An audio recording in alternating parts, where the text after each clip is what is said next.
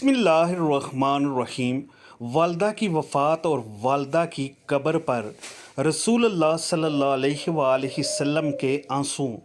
آپ صلی اللہ علیہ وآلہ وسلم 6 سال کے تھے کہ والدہ محترمہ مدینہ سے مکہ واپسی سفر میں مقام ابوا پر وفات پا گئی۔ والدہ محترمہ آپ صلی اللہ علیہ وآلہ وسلم کو آپ صلی اللہ علیہ وآلہ وسلم کے ننیال سے ملانے لے گئی تھی۔